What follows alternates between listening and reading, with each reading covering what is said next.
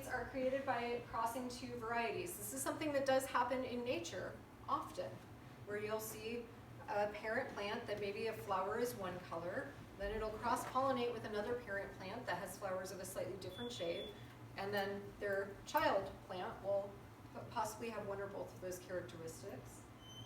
This results sometimes in more vigorous plants that yield more than heirlooms or have better pest and disease resistance. So this is done for our benefit. This is done so that we can make commercial production more profitable. So we are very hard on farmers. We want them to have things to us all the time, consistently, high quality, and we want them organic, and we want them to be cheap and affordable. And so this is something that makes those better, because then these hybrid seeds, maybe one has a better flavor profile, but one ships better. And so you can combine them into a product that is more tasty, but also makes its way to your table more affordably. These are also varieties, if you have never grown tomatoes before, hybrids are a great place to start, because they have that built-in disease resistance, they're a little more hardy, they stand up to heat a little bit better. So these can be a really nice place to start. Next up is treated versus untreated seeds. This just refers to seeds that have been treated with some kind of chemical that is applied prior to planting. Most commonly you'll see this as pelleting, and you'll see it almost looks like it has a candy coating on it. They do this for carrot seeds and lettuce seeds and a lot of flowers, because they're so small that trying to place those seeds in one line and then you can't see them, and often leads to thinning out carrots for 6 to 8 hours because you have so many of them down. So this helps, so it can be more economical since you can tell exactly where you're putting your seeds. This can be organic or inorganic, and again, it's for the grower's advantage. These can also be more environmentally friendly, not as much for vegetable seeds, but if you ever got into like medicinal herbs or to medicinal flowers, if you're an herbalist, some of those plants tend to get root rots. Some of the seeds tend to rot out before they actually break out of their shell. So instead of treating your soil with antifungal properties, you're just treating that one little seed. So it can be very environmentally friendly too, and less work, right? Next is genetically modified seeds. Guys, I was so excited. I got my first GMO pink pineapple the other day at Reese's. It was like $8. It was so stupid. But I was so excited about this pink pineapple, and it was like bright pink inside. And they had changed the beta-carotene levels in the pineapple, which was the modification they made. That's what made it pink, and it was absolutely delicious. They were bred to be sweeter as well. I can't say I recommend buying a pineapple for $8 every time you go to the grocery store, but it was fun. It was very cool. So these are plants that have actually had their genetic makeup changed. So these aren't hybrids. These aren't taking two parent plants and combining them to have offspring. This is where genes are copied from an organism that shows one favorable trait and put into another organism with the intention of having have that trait. And I feel like people are really hard on genetically modified seeds, and I feel like people don't understand how life-changing these have been. We live in a world where we do have grocery stores. We live in a world where we don't have many people with nutrient deficiencies. There are other cultures that don't, and this has been done in rice so that it can make up for some of those nutrient deficiencies in children. It has been done in BT corn in order to make corn more widely available without having to apply pesticides to it. So I'm not saying I'm pro or against. I think it's still a little up in the air. There are some, but there's a very positive reason this has been done. It's not just corporate greed. It's trying to, and it was the same thing for bananas were being wiped out. And I can't remember what the organism was, but they treated it, and you're talking millions and millions of dollars, and also a lot of people's livelihoods were just being killed off. So it's very interesting. Right now, when you go out to buy seeds, I have purchased the BT corn before. Usually when you buy them, you have to sign a contract because they put millions of dollars into research and they have a patent on it, for better or worse. That's the way it is. But it is also more expensive. You're going to pay at least 25% more. And so the market for home gardeners right now is just not there yet, where home gardeners are willing to pay more money, especially with the stigma associated. So you're gonna see seed packets, and I think even in my latest video, is like they're non-GMO, because everyone wants to know that now, but they pretty much all are. And you'll know, probably, I would assume that, especially with a lot of growers being in California in this country, when seeds come out for home growers, if they do, you'll know that they're genetically modified. Oh, I should say too, genetic modification does happen in nature. And there's a disease, it's a fungus, I think it's a fungus, called corn smut, that's not prevalent in the United States. I think there's parts of Arizona where they're trying to get it to grow, because the corn kernels get this terrible gray, kind of goblin-y looking appearance to it. It's very unattractive, but apparently very delicious. But once that virus gets into the corn, it actually changes the genetic makeup of it, which is really...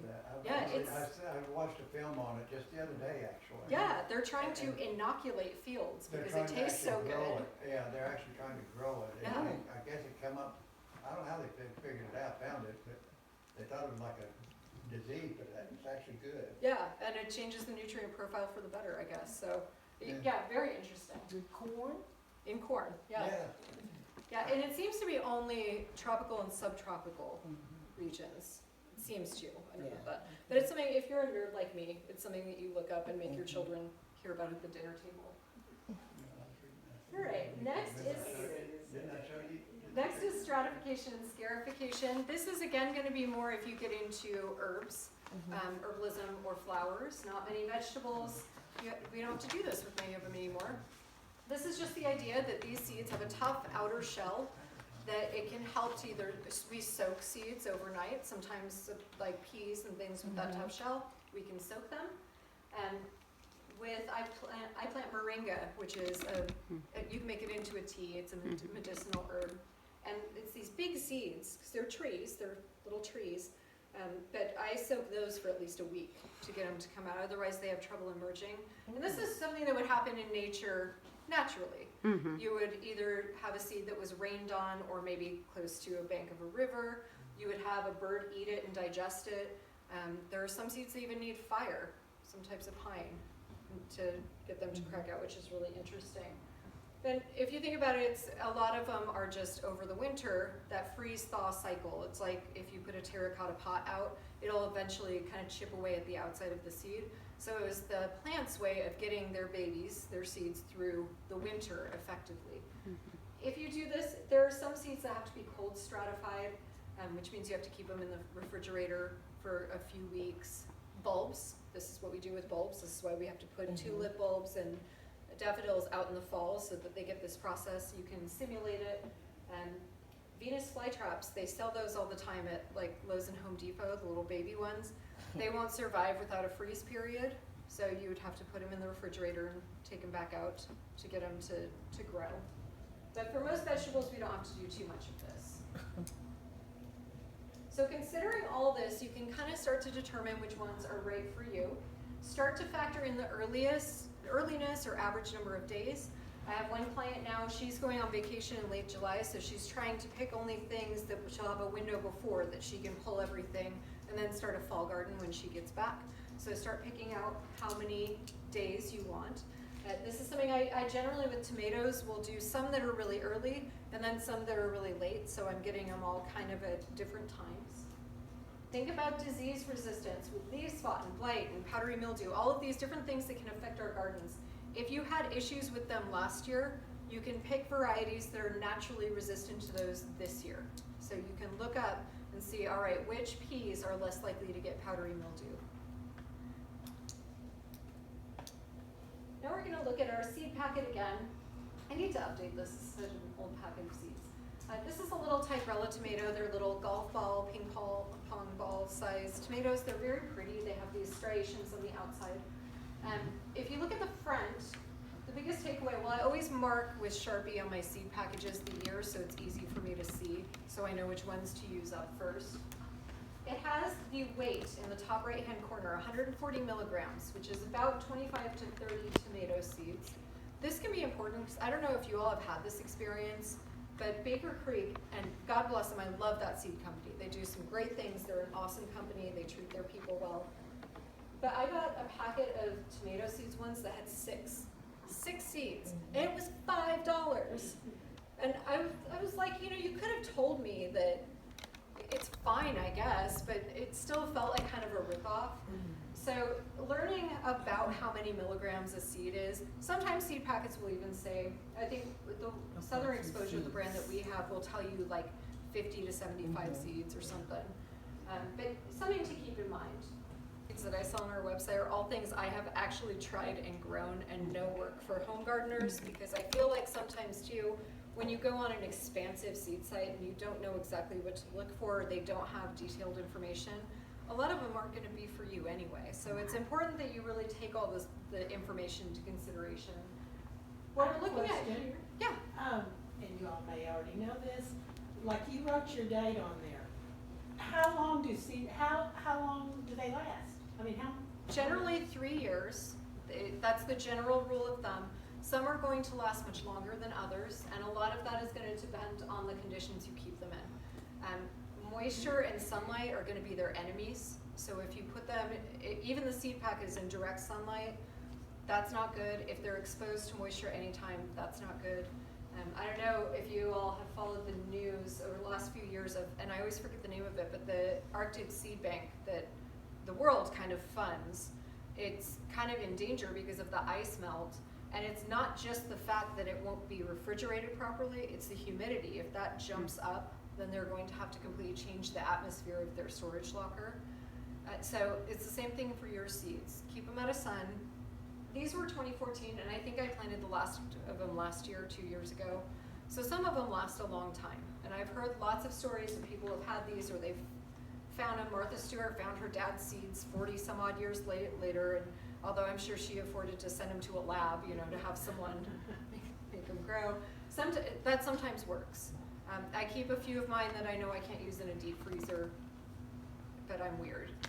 But so 3 years is kind of a general rule of thumb. I've heard it as a rule that they kind of degenerate 20% a year. Yeah, that's a good go by. And that's the thing, if you plant seeds that are 10 years old, just add some more of them in there and see if you get Livingston Seed Company. If you were to call them up and say, hey, you guys sent me this package of tomato seeds and not a single one came up, I want a refund. And usually, because for whatever reason, most people, when they want refund requests from me, they're like, WTF, like it's the end of the world. It's like, calm down, it's a packet of seeds. Does that have the zone on the package? It does not. But so the lot is just a track. If they start getting phone calls like, hey, these aren't working, which I do appreciate. I've had some people call and say, hey, I didn't get any germination. What's going on with my seeds? Then they can say, okay, is it that lot? Did we do something wrong? Is there a problem with our production? Okay. So that's all. Now it doesn't say what zone, but if you look at the middle table here, well, first off, it has a garden tip that says yields are high even in cool summers, which isn't helpful until stuff. If you look at the table, first it says it's a tender annual, so that implies it will be killed with the first frost, and an annual implies that it will grow for 1 year. If it had hardy on there, then that would imply that it could stand up to a light frost at least. And if it had perennial, that means it comes back each year. The second part is the planting depth. This is 1/8 to 3/8. I don't measure exactly when I go out, but it's nice to know because there are certain seeds that really don't like sunlight when they sprout, so they'll ask to be planted an inch and a half down. Some need sunlight to sprout, so you'll basically sprinkle them on the surface, so it's worth knowing that. The thin tube here, which we used in the last presentation, is 15 to 18 inches, so that's between plants. If you have a raised bed, that can also be your spacing between rows. If you have an in-the-ground garden, you'll need that row spacing with which to work your plants between the rows. And this is usually, the thin tube is a little different. Usually it says space between plants on their plant spacing. Next is sun or shade. Tomatoes are sun. And then the height, this one gets 8 to 10 feet in a season. Tigrellas are, about 15 to 18 inches is a pretty narrow space for tomatoes. These guys just get really tall and really long. So you might want to look at that because those little flimsy tomato cages, they're not going to do it come July. So you want to be planning for that early on. And then you have the maturity, which is 55 to 65 days here. And like I said before, you wanna tack on some extra time because we're not gonna usually we have ideal weather for one type of plant, but that doesn't mean it's for all of your plants. So that's gonna give you the information that you need. Oh, and the start indoors 6 to 8 weeks before last frost. So even though it doesn't have a planting zone, you'll then be able to calculate out, all right, here's our last frost, using one of the charts or tables that we have. Is it really necessary to start them inside? Not really. Yeah. The thing with tomatoes here, and this has been, last season was a rough one for tomatoes because it was so hot. So hot. And once it's above 85 degrees, especially once we have warm nighttime temperatures, they stop all activity except for some leafy growth. So the fruit won't ripen, they won't cross-pollinate anymore. That's why shade cloth can be helpful, as was mentioned. And so the thing with my tomatoes last year, I didn't get any summer tomatoes, but I got huge amounts of them in the fall once it started to cool off. So really, if you started them in the ground, you're probably not gonna get early ones, but you'll still have a fall harvest, so, you know, for what that's worth. This is kind of off the subject, but talking about seeds. If you sign up with the USDA NRCS for their perennial program, they want a perennial pollinator program, they will recommend that you go to Stillwater Milling for that pollinator seed. And when you tell them that you're coming to set up your pollinators for the USDA, if you didn't know this, you would think what they are giving you is the proper mix of this whole list of things that they require, but that's not so. We planted a whole section using the seeds that they had, and then we called the pollinator people in Bigsby, and they came out and gave us the plants that are known for Oklahoma, those that grow well in Oklahoma. And I think only 3 of them were on the list for the USDA NRCS. So while we thought we were passing, we were really failing. So it's really, really important because they're not going to break it down as to what it is. If the NRCS requires certain pollinators, make sure that you are buying the seed for the pollinators that they require. Absolutely. Because we assumed, and it was wrong. Well, and you would assume, Yes. too. Especially if they gave a recommendation. Yeah. Go there. Yeah, any of those, it's always better to go, like the NRCS or another state agency is gonna give you better guidance. Not that the USDA is trying to do anything wrong. Right. But they're trying to sell things on a national level and sell these programs on a national level. I worked in oil and gas for 15 years in government regulation. Just go with what the state says. It's better. Don't deal with the federal government if you don't have to. But yeah, because it will be more Oklahoma friendly, and they'll have staff that understands the ecology of our state much better. Frustrating, right? Wasn't that just Irritating. I know, that's Aggravating. making my eye twitch too. All right. Moving on from there. So this same information, if you go and buy seedlings, is gonna be on your seedling tag too.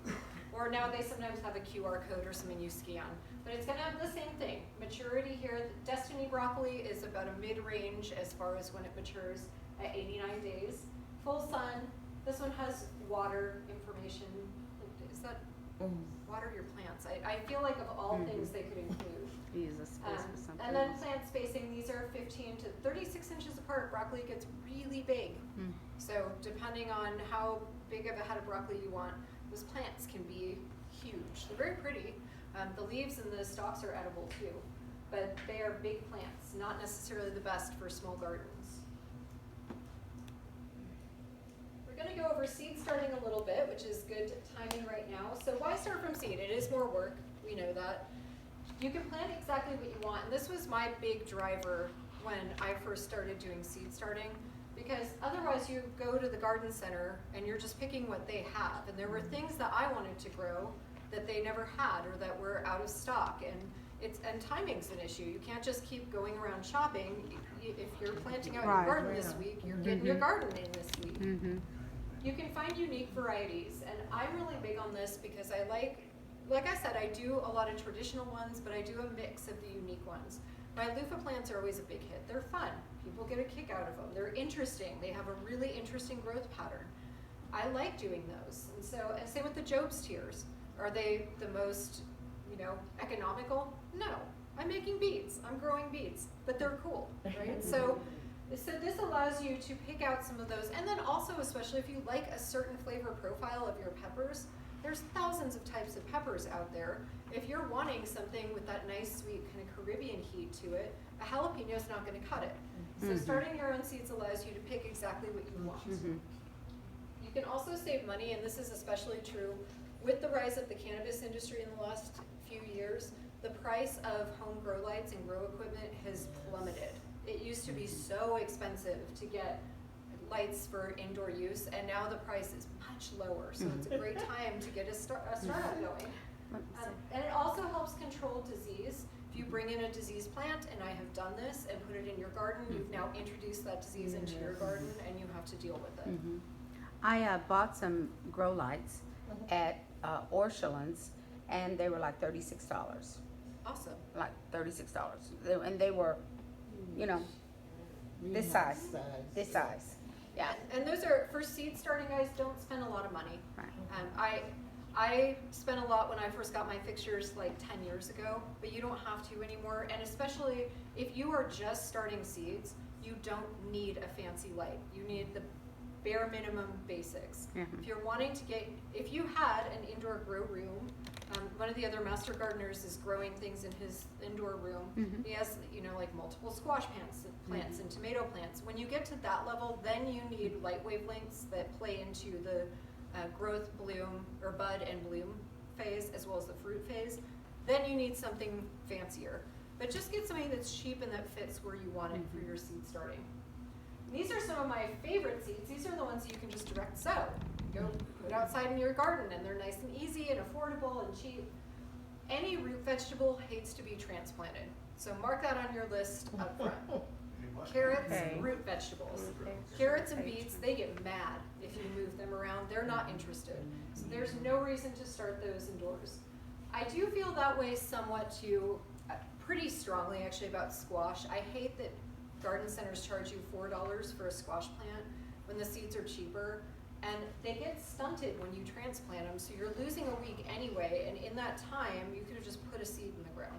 So pumpkins, squash, cucumbers, okra, all of those do really well as beans. Beans don't like being transplanted either. And then you'll just follow the package directions. Most of them will tell you same information when to plant them outdoors. Now talking a little bit about transplants, so get a head start on fruit or vegetable production, right? You don't have to do any of this work in the beginning. Instead of being me, where I'll be spending probably about 45 minutes today kind of moving my plants around and fertilizing and doing this stuff, you can go home and watch TV, and then you can go buy transplants. So that's a big benefit here. You can get your head start because if you forget, and I have done this a few years where I've forgotten to plant one of my plants, and then you lose that month of growing time. And if that was like we were talking about tomatoes earlier, then that means that you've lost out on that season. So these are really helpful in those instances. Most plants are already hardened off, meaning they've been exposed to the outdoors, so you can just bring them home and directly plant them. Some plants are difficult to start or are grafted. This is going to be berries and trees. I don't think there are any pecan trees anymore that aren't grafted. Grafting, they take the shoot of the desired tree, they hack off the roots, and they fuse them together. Super cool. They're like zombie trees.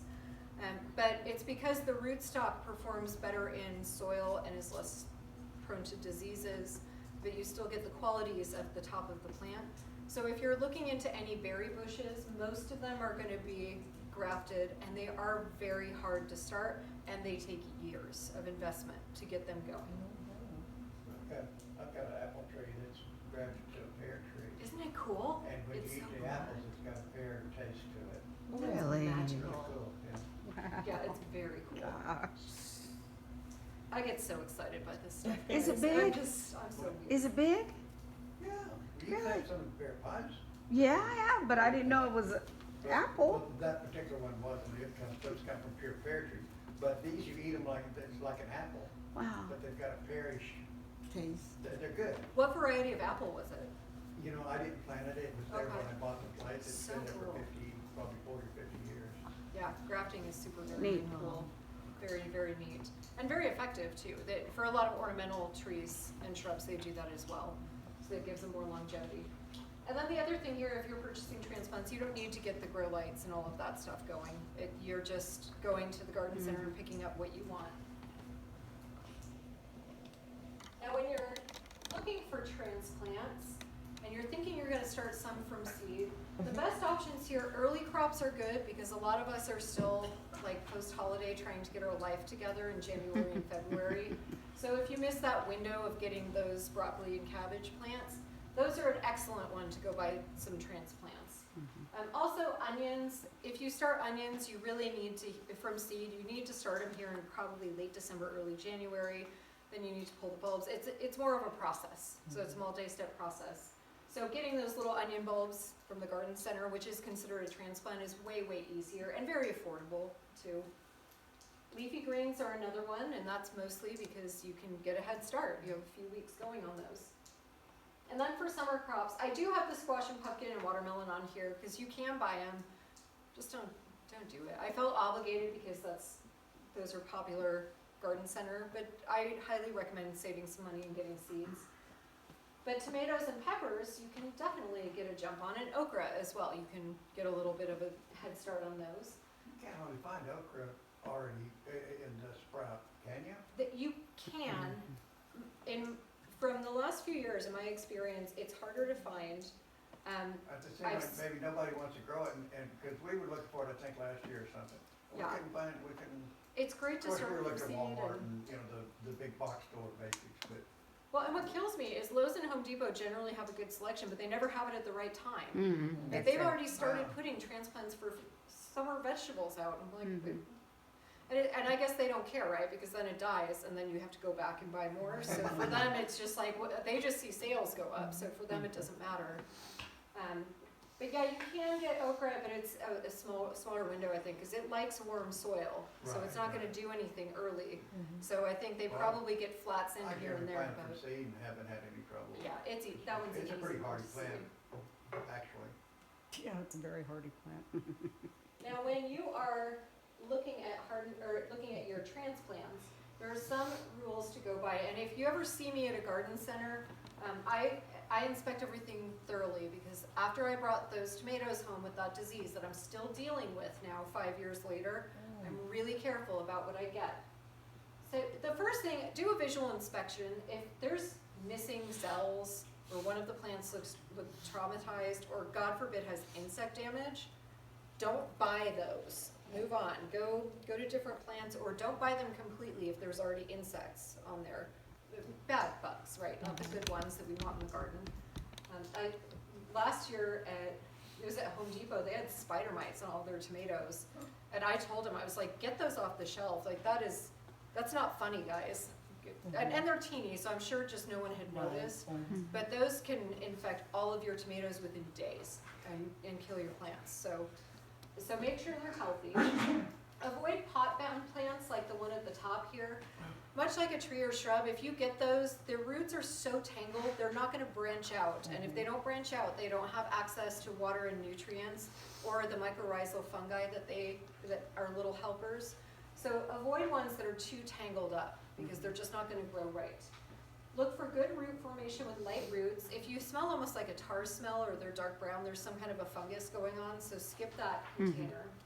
And then gently separate the roots on the bottom when you're planting too. Just again, in the spirit of getting those roots to grow outward so that they're taking up more space and that they'll be able to be growing properly, especially tall plants, especially If you trees. accidentally break them off, like go ahead and grow.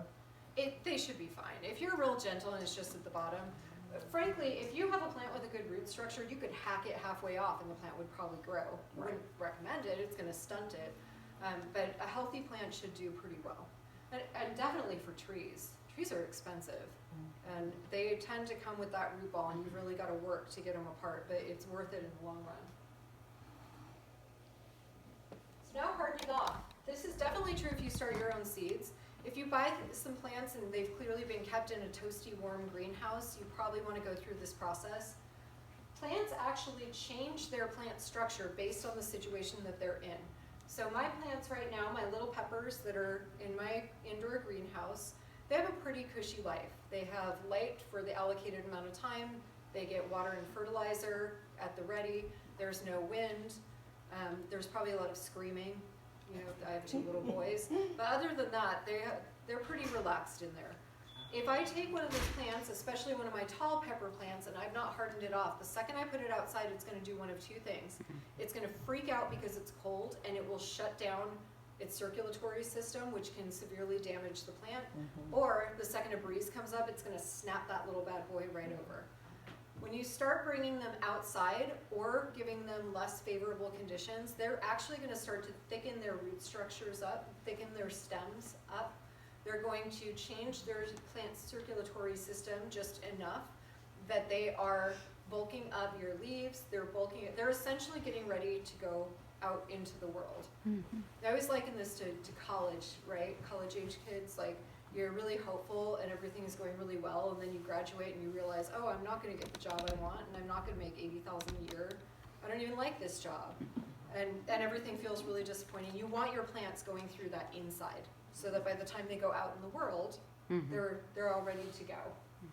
So over a week to 10 days, and don't start, of course, on a day when it's just barely above freezing. Try to start on a milder day. Start bringing your plants outside. So take them out. I will usually then turn off my grow lights so they don't have as much access to light. I'll stop fertilizing completely and just water when they need it instead of keeping the water supply steady. Then I gradually bring them out.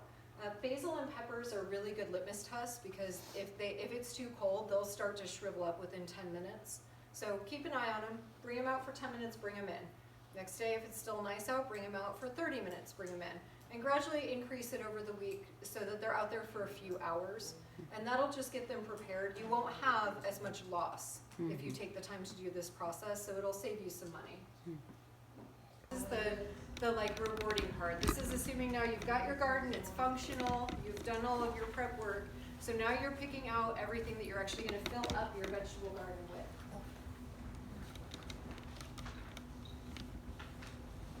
So we talked about this a little bit in the last presentation. What do you like to eat and how much? And being realistic with that.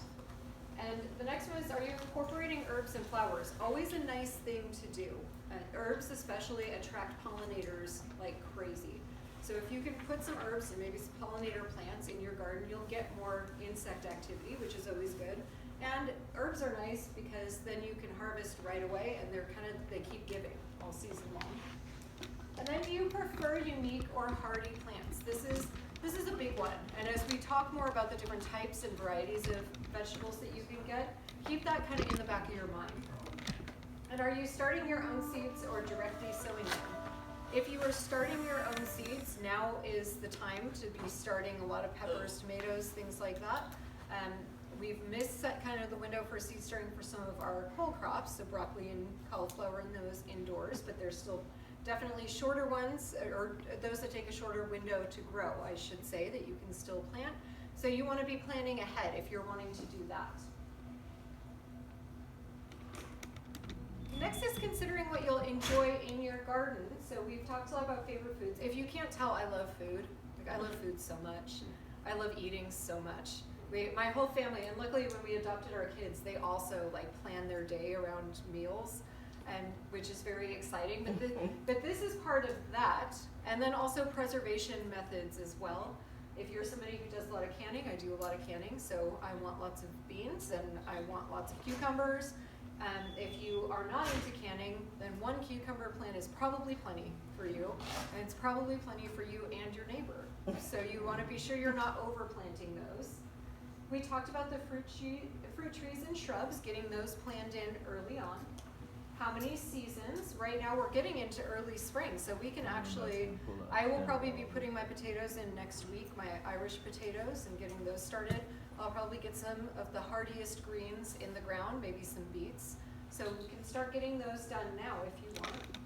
And then if you're buying seeds and transplants, you need to start planning that too. If you're getting your transplants, you're gonna have to be a little more at liberty of what the garden center has to offer. So just keep that in mind. You'll have to be a little bit more flexible, but you can still say, I want this number of pepper plants and this number of tomatoes. So why planning is so important. So this is a allegedly the world's largest tomato plant. There's like 3 of them that they are fighting for this title. And apparently it's too hard to actually have like Guinness Book of World Records come out and figure it out. But there's a few of these. This one, as of a couple years ago when I put the slide in, had grown 32,000 tomatoes, weighed a little over half ton. And it's growing inside the Walt Disney World Resort's experimental greenhouse. So when we can afford a Disney vacation for my kids, they will be delighted when I say first we're going to the greenhouse. Aren't you excited? That would be a tomato tree. It is, and here's our picture of our tomato. Oh my goodness. Isn't this just the most fun thing out of all the fun things? Those are tomatoes. Wow. Those are tomatoes. That's what this is? Yeah, it's crazy, isn't it? What is the state? This is it's in Florida. You mean but state- This would be, Yeah, what's the support? Yeah, So- support. from what I can tell, if you look closely up the center, there was a or a metal trellis that they had put Oh, up. I see it. Once it got Uh-huh. to the top, I'm guessing it's really hard to see from the image. I'm guessing they have some kind of wire fencing up there, Probably goes and they're into that feeding the threshold, branches that down. to the- Wow. Yeah. the wall that My goes up. goodness. Yeah. In that container? That's what I would like, I where No, it's in so the this one, container. it is in the ground, which looks like it's in a giant raised bed, but to get it to It's grow actually- this long. So we, in the United States, we think of all of these as annuals. Tomatoes and peppers are perennial plants, but they just don't grow when it's cold. If you lived in some parts of Mexico, you could have a perennial tomato or a pepper plant that's perennial.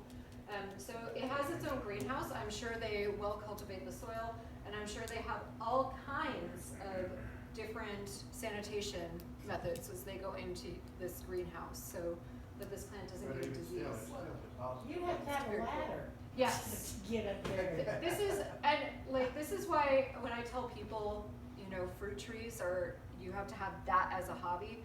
This is a hobby, right, of epic proportions if you know, and of course they have staff here that Yes. does it. But if you think of all of the care that goes into this one plant, like this is a full-time job. They probably have 1 or 2 people assigned that take care of this plant. And here's another example. This was, I think, probably second year that we had our garden here in Tulsa. And I would guess around late May. Late May, maybe early May, depending. I can't remember what the spring was like that year. And then these are the same beds in August. So if you go Wow. back and forth, it's really easy for us to go see these tiny little tomato seedlings and then forget that they grow into plants that are 6 feet tall. Right. Was Antonio, that rooster, is a devil. He's an awful, awful animal. What's the minimum amount of sunlight? We've got trees all around, and it's kind of hard to maybe pick a place for the sunlight. Of course, direct at noon type thing, but during the day it's covered and covered. Ideally, it's at least 8 hours. Okay. And so containers are a great way too for some sun-loving plants. There are, and we're about to talk about it, there are definitely some things you can still grow in shade too, or in hard shade. Okay, so the rooster was rehomed. We became foster parents soon after, and we realized he was a liability. These poor traumatized kids come, and then this rooster attacks them every time they use the yard. So here's that, look at our lawn, look at that. Isn't that beautiful lawn? This is in Colorado, so there were no weeds. And we had a sprinkler system. Most people had a sprinkler system, and still do. So this was our first house and our first garden. And we didn't have a lot of money to amend it. It was in the ground.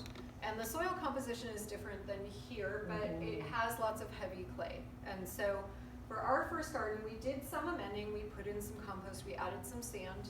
And then on the very top, you see that squash plant in the bottom left-hand corner. That guy was in a new bed that we put in. So we put some of those that we knew had more tender roots, that needed lighter soil up top. And then the other ones, we selected some vegetables that were big, hardy root vegetables, or that would root kind of shallowly, like lettuces, so that they wouldn't be stunted because they couldn't put their roots down lower. This was our second house, and they'd put a garden in from the very front to the back. And as you can see here in the very back, it got definitely part shade. About half the day was shade. So we needed to pick things that would go in that area that would tolerate shade for part of the day. And if you look in the top right corner, that pink cloth up there, that's a towel. If you have trouble getting your your carrots to germinate, you can put cloth over them and water on it, and it holds moisture in and keeps them cool, and they love it. It'll help them grow, and then you just check every day, and when they sprout, you just take the towel off and give them some sunlight. And then this is our space now. We do have some overgrown crepe myrtles that might just get hacked off with a chainsaw since our neighbor won't do anything about it, Mm-hmm. which wouldn't be our fault. It'd be someone else that would do something like that. But so we get a little bit of shade on those beds that on our picture here on the far right. But for the most part, everything is full sun. It's very open, so it's very easy to grow things in our space. And here's what we got from each harvest. The one on the top left was from our first garden. Look at those big fat root vegetables. Those are some heirloom carrots that don't mind hard or harsh soils, and they were delicious. They helped aerate the soil then and kind of break it up, so as we added compost and other amendments, it made it softer. And that would have been early summer, so we would have just gotten our beets as well. So that garden was great. On the right-hand side was one of our harvests from our second garden, and we had tons and tons of herbs and root vegetables. They are way more shade tolerant, so we put all of our herbs and root vegetables in the back. This would have been midsummer because we had some of our spaghetti squash coming in. Lots of lemongrass. We did lots of lemongrass that year. That was lovely. And then the bottom left is our garden now, which is very easy because it's open. We had great soil. We have lots of sun. And I always say here too, if your garden space isn't what you want it, you can just move. And then you get a new one. And it works much better. Which sometimes I feel like would be less hassle than trying to, create your own space better. So when you find your seed lists and your transplant lists, I try not to get people dependent on these when to plant dates, because as we know, the last couple years we've had a last frost after our plant date of April 15th. Right.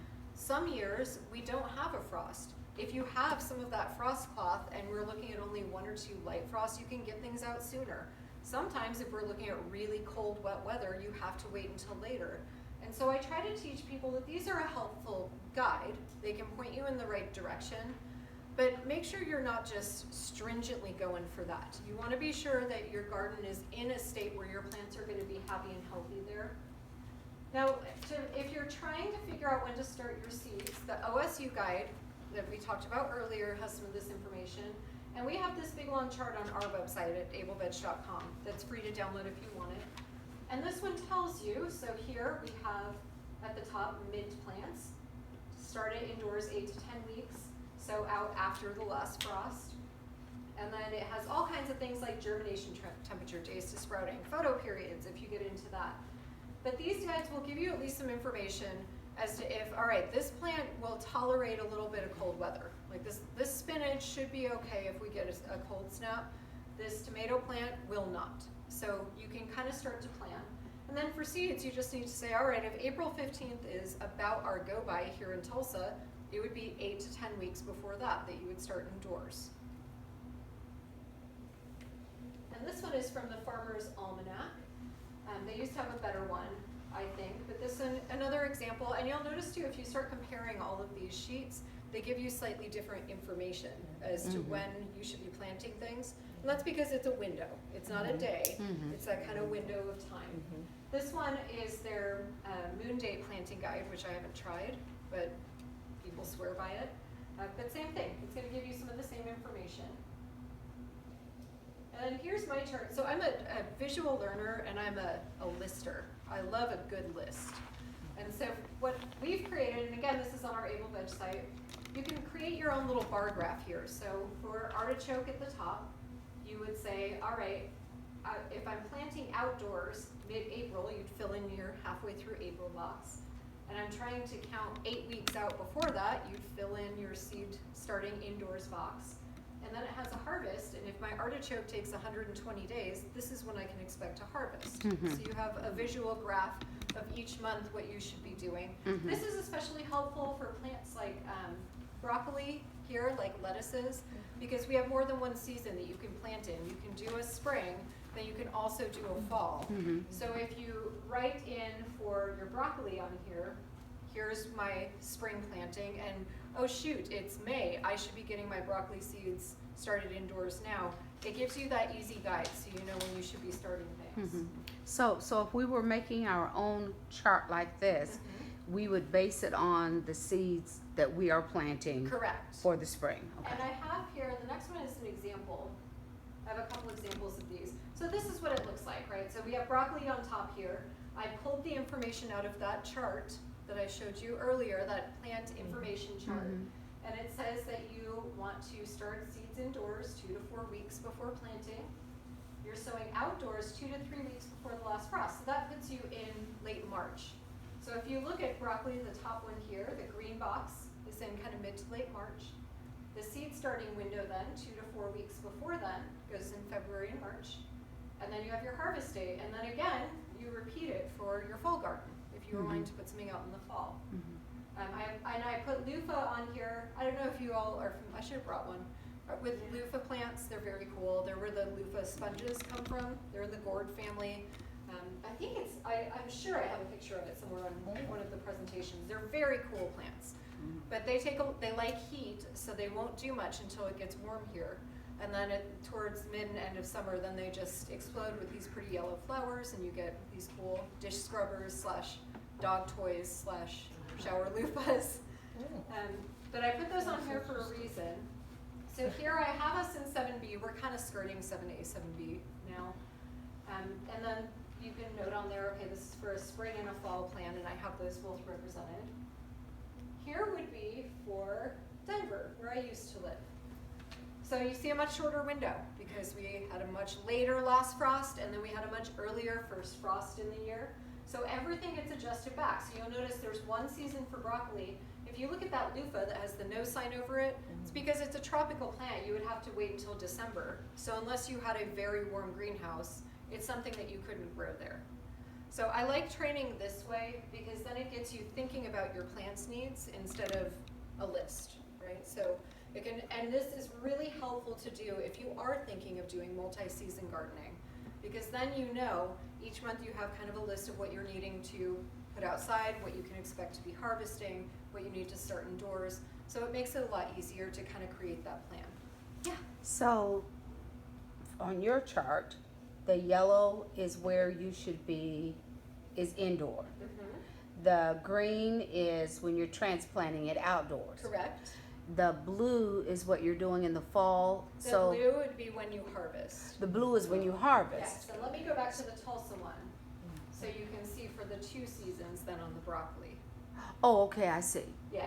So you have June to July, and then September to October. Yep. So, oh, I see. And of so you course started there's- seeds in June, Yes. and then July. Okay. So there's some variation too. Broccoli is an interesting example because some of the plants take at least another 30 days above and beyond what others do. So it has a bigger window. Whereas there's some plants that, like your loofah plant is, everything is pretty much gonna be done at the same time for us, right? But yeah, broccolis, the different varieties they have now to account for space accommodation and faster growing, or you have broccolini that gets the little shoots which come in faster than the whole one head. So you can also really tailor it. If you know that you have this type of broccoli, you can tailor it to be pretty specific.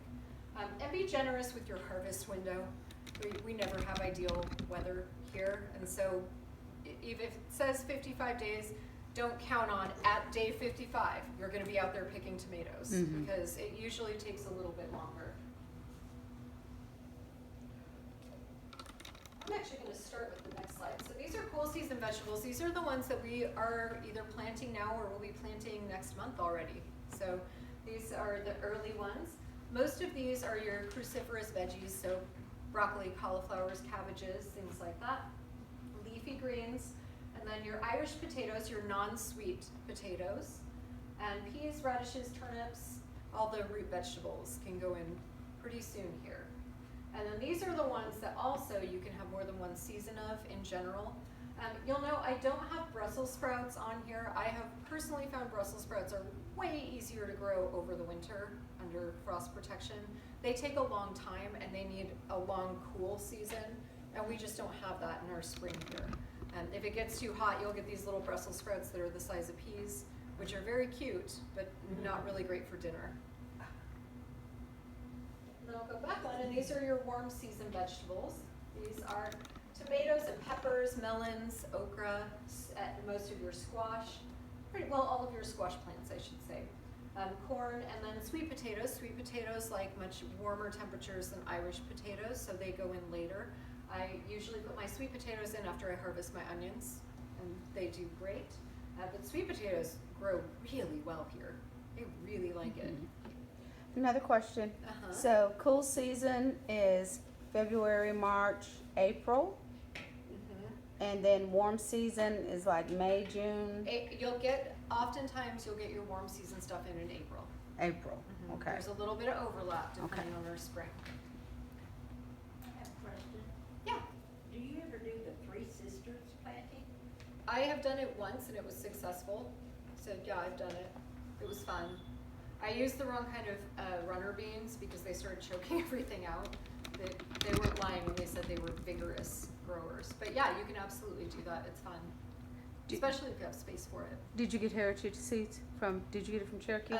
The corn was from Cherokee. Uh-huh. And then the others, I planted an heirloom purple bean. I can't remember which variety. And then a mini pumpkin, Mm-hmm.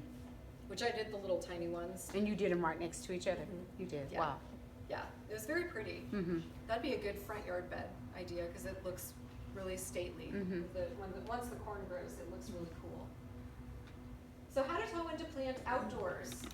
There's two factors. Most of the time we only think of one. We think of our ambient air temperature. And this is important because like our skin and like our bodies, if we are out for too long below a certain temperature range, it kills us. So your plants are the same way. If your plants freeze, what happens is their cells burst and then they die. So you want to be sure that you're taking care of those warm weather plants that can't tolerate a frost. With your cool season plants, they're structurally a little bit different. The cells, it's almost like if you had a soda bottle and filled it with water and left it out in your lawn and it froze solid, how it can sometimes burst or blow the cap off. Mhm. Same thing with the cells of plants. Cool season, they don't do that, and I can't remember what the cell structure is, but that's too much information anyway. You just need to know warm season plants will be dead unless you give them frost protection. And so generally, the 30-degree mark is going to be where your cool season vegetables are safe. At least 32 is going to be for your warm season. There are definitely cool season vegetables like broccoli and cauliflower. I've had those plants freeze solid and then keep growing. Mhm. So there are definitely some that tolerate cold better than others. The other thing that we don't really think about, and this is one that drives me nuts in Facebook groups because people completely overlook this and it's so important, is soil temperature. For cool season vegetables, generally 40 degrees Fahrenheit, they'll grow. They'll be able to perform the plant processes necessary for them to actually grow, flower, and fruit. With the warm season, it's usually 60 plus degrees. So this is a big one, and I try not to get too involved in Facebook controversy, but it makes my eye twitch when people talk about, someone said, well, loofahs take a long time, just start them inside. And I thought, well, one, they don't like being transplanted, most of the squash family doesn't, and two, if you have 45-degree soil, it's gonna sit there until it warms up. It literally cannot perform the correct processes to make that plant grow until your soil's warm. So it could sit there for a month and a half. And I've done this before. I had plants one year from the Home and Garden Show. I put them in my garden. Ambient air temperature was fine. They were miserable. They didn't do a thing. The plants are not able to perform the processes necessary to grow.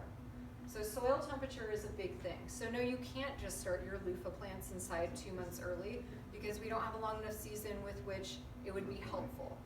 So keep that in mind.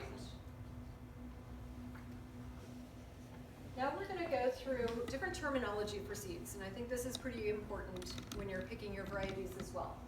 First is heirloom seeds, and this is a really buzzy term now. People really want these heirloom seeds, like this is a big deal. But there is no one definition. This is not regulated. The FDA has no play in this. So anyone could say any seed is an heirloom seed and make kind of an argument for it. Now that said, generally, I like this definition. Heirloom plants are old-time varieties saved and handed down through multiple generations of families. So these are old seeds that have not been changed. So these are, I have a friend that gave me some tomato seeds, and I call them Simon seeds, because they've been in his family. I've never seen a tomato exactly like them before, but they were just handed down. A lot of when we talk about the seeds that Cherokee gives out, those are heirloom seeds. Those have been passed down through multiple generations. They've not been changed or hybridized, so you're still getting what people grew hundreds of years ago. These can also contain nutrients that are not found in hybrid varieties and often have more flavor. If you've ever had a great heirloom tomato, you know this. It's like an entirely different food from a grocery store Roma tomato. And they also add interest to your garden. I generally do half heirloom interesting plants and then half more vigorous growers, because the heirlooms can oftentimes also be more prone to disease. Because while your seed necessarily hasn't changed, your plant hasn't changed, diseases have changed over time. And so sometimes you won't get as many, and sometimes they're just not as prolific. Cherokee purples are a great example. They're a phenomenal tomato. They grow pretty well. They're fairly disease tolerant, but you don't get as many tomatoes, which is kind of fine. It's a quantity versus quality deal, but you just want to be aware of that. They do contain different nutrients. If you think back to science classes when you were in school, if you eat more colors of fruits and vegetables, you're getting different nutrients from different ones. So a purple tomato or a purple carrot is going to have different nutrients than an orange tomato or carrot will. These are seeds from an ancient grain called Job's Tears, by the way. It's a very cool little plant. The seeds are incredibly hard, so I have them drilled out and make jewelry out of them, which is, again, it's an ancient grain, so it's been done. It felt really cool to have enough to make a rosary out of my Job's Tears for my mother-in-law, because it was like, this is what people have been doing for hundreds of years. Again, heirloom variety. Now you know what plants you want. And I had on Facebook the other day, I reposted, it was going around this little cartoon, and this guy's like, what do we want? And all these, or who are we? And everyone's like, gardeners. What do we want? All the plants. Where will we put them? We don't know. And that's basically, and I still do this. You know, I still do this because it's so exciting when you get there and you see different things that you don't have. But to avoid that, you want to make a nice plan. So create a map of your garden. Do this for every season. I already have my fall garden plan done. I have my whole year sketched out already. And this isn't all that complicated. Just make a little sketch. You can draw a sketch of your garden on the back of a napkin. Note where there's shade, note where your water source is, approximate the size of the beds, and just kind of figure out what does my garden look like and create this little map. Next, you'll create your plant list. So all of the things you want. And I always start with the things I know I absolutely want this year, and then kind of organize them down to the things, if I have extra space, maybe I'll put a few of this in this year so you can start to prioritize what you're really sure you want to have. And then just finalize it as you go a little bit. You're gonna have to be a little flexible. We don't all have ideal space, or you can just get 3 more raised beds like I do every year. But start your list and get kind of organized and get an idea of what you wanna have. And this will eventually become a shopping list for you. And we have this is another resource on our site. So this one I love because it's fun. It has pictures, it's fun. But what this is, it's essentially graph paper, so you can draw your garden in, and then all of these little fruits and vegetables are to scale, so you know how many feet of space each one needs. So you can color in the amount of space for each one. So if you have a 3 by 6 foot garden bed, you have 3 square foot vegetables, you can color in those squares, and those will be where you plant those. I also cut these guys out. I cut a bunch of them out and let my kids plan one of my beds because they like moving them around. So it's a fun project for them. And they like, of course, they'll do like 1 of 10 different things, like 1 bean plant here. But hey, you know, they're learning how to move things around. But so this is kind of a helpful tool for that.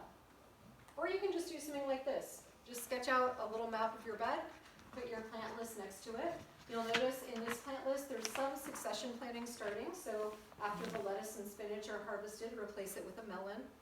And you can do that early too. You can plant your melon seeds right at first frost and leave a little circle, because by the time you're pulling your greens out, it's going to want more space, so it can fill in that space. So it's a good use of it.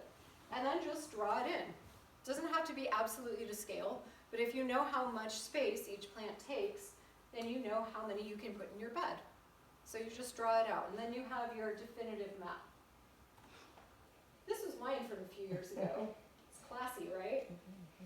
But I have like 150 to 200 plants, depending, and so it's really messy, but it gets the jobs done. I know where everything is. Then you keep these for subsequent years, so I know where I planted everything. So it's a really helpful tool. And then I realized no one would pay me to do this for them. And so I've had different iterations of different ways I do it. These are just little icons that you move around. So you can go from very basic to very fancy. It's all gonna serve the exact same purpose. On this one, I just have the names typed in, but I color-coded when to start my seeds indoors because that was just kind of helpful for me that year. So another example of how you can start to formulate your plan. And this is more of a simple one for 2 3x6 foot beds. So more of if you just had a few garden beds. And then you have your map all done and ready to go. Okay, that's all I have on this one. Any other planning questions for today? Or general questions? You guys have been good about questions as we go along, so. Yeah.